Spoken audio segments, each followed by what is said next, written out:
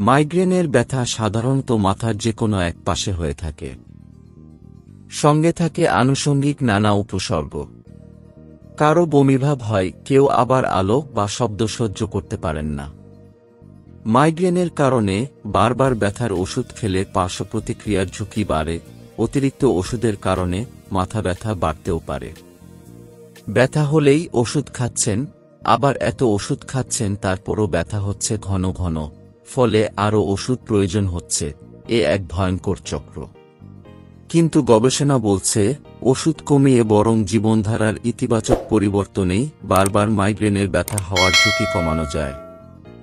তাই যারা মাইগ্রেনের ব্যথায় কষ্ট পাচ্ছেন, তারা জেনে নিন কী ধরনের জীবনাচরণ আপনার ব্যথা কমাবে। মাইগ্রেন বিশেষ ধরনের মাথা ব্যথা।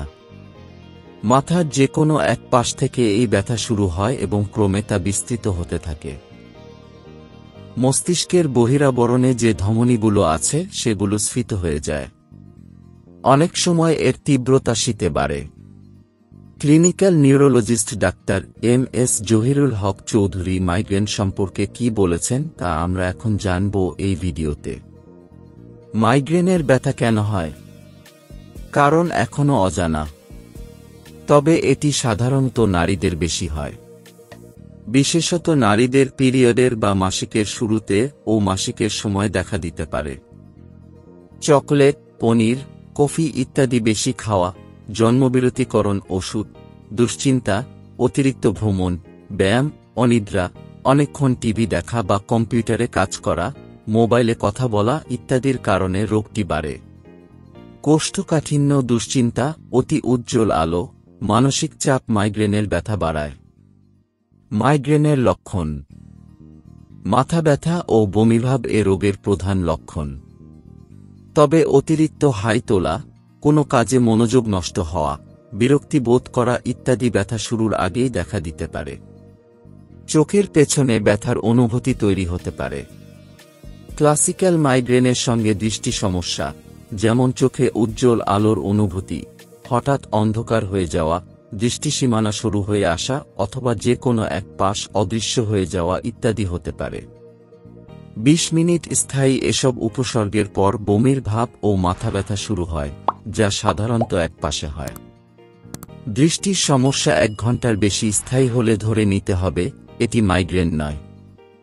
মাইগ্রেনের ব্যথায় যা করতে হবে। মাইগ্রেন চিকিৎসায় তাৎক্ষণিক ও প্রতিরোধক ওষুধের পাশাপাশি কিছু নিয়মকানুন মেনে চললে সমস্যা অনেকাংশে কমে যায়। প্রতিদিন নির্দিষ্ট সময়ে ঘুমাতে হবে। রোজ নির্দিষ্ট সময়ে ঘুমান এবং ঘুম থেকে উঠুন। ছুটির দিন বা বাড়িতে অতিথির আগমনেও ঘুমের সময় এদিক ওদিক করবেন না। ঘুমাতে যাওয়ার 1 ঘন্টা আগে টেলিভিশন সহ সব ধরনের ডিজিটাল পর্দার কাজ শেষ করুন। ঘর অন্ধকার করে ঘুমান। ঘরের তাপমাত্রা রাখুন আরামদায়ক। রোজ রাতে শিথিলকরণ ব্যায়াম বা রিল্যাক্সেশন এক্সারসাইজ করুন। ঘুম না এলে বিছানায় অকারণে শুয়ে থাকবেন না। দিনের ঘুম এড়িয়ে চললে ভালো। ঘুমের কোনো সমস্যা থাকলে, যেমন অনিদ্রা, নাক ডাকা প্রভৃতির চিকিৎসা নিন।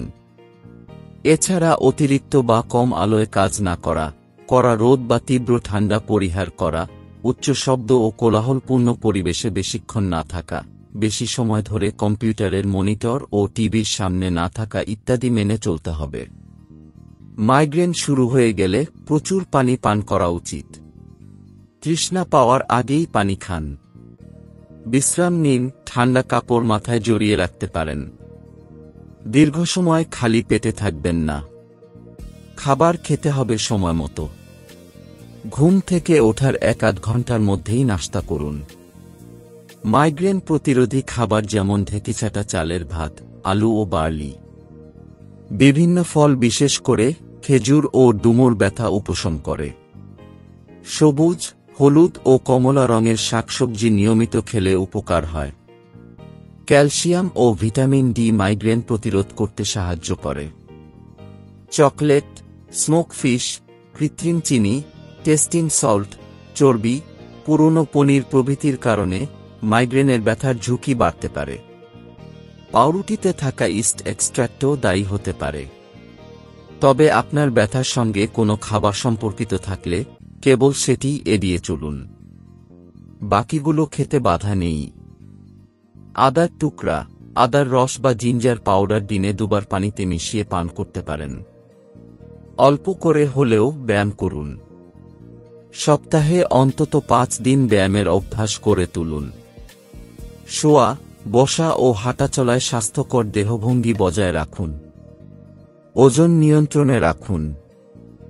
মাইগ্রেন প্রতিরোধে যা যা এড়িয়ে চলবেন: চা, কফি ও কোমল পানীয়, চকলেট, আইসক্রিম, দই, ডেয়ারি পণ্য যেমন দুধ ও মাখন, টমেটো ও সাইট্রাস জাতীয় ফল, গম জাতীয় খাবার যেমন রুটি, পাস্তা, ব্রেড ইত্যাদি, আপেল, কলা, চীনাবাদাম ও অতিরিক্ত পেঁয়াজ। মাথা ব্যথার সময় চা কফি খেলে একটু ভালো লাগে অনেকেরই, তবে সারাদিনে 2 বারের বেশি চা বা কফি খাওয়া যাবে না। এতে বারবার ব্যথা হতে পারে। অবশ্য দীর্ঘদিন ধরে বেশি বেশি চা বা কফি খাওয়ার অভ্যাস থাকলে সেটি হুট করে বাদ দেবেন না, বরং ধীরে ধীরে কমিয়ে আনুন। রোজ ব্যথা হলে ধীরে ধীরে চা কফি একেবারে বন্ধ করে দিন। ক্যাফেইন সমৃদ্ধ ওষুধ সপ্তাহে 2 দিনের বেশি খাবেন না। অ্যালকোহল ও ধূমপান এড়িয়ে চলুন। মানসিক চাপ কমাতেই হবে।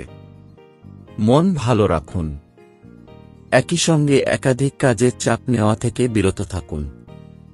কি ওষুধ খাবেন এ ব্যাপারে চিকিৎসকের পরামর্শ নিন। মাসে কতদিন ব্যথা হচ্ছে, কতটা তীব্র ব্যথা হচ্ছে, কোন ওষুধ কতবার নিতে হচ্ছে, সব লিখে রাখুন এবং চিকিৎসককে জানান। এছাড়া আরও কোনো পদ্ধতি জানা থাকলে অথবা কোনো পদ্ধতিটি আপনার ব্যথা দূর করছে তা অবশ্যই কমেন্ট করে জানাবেন।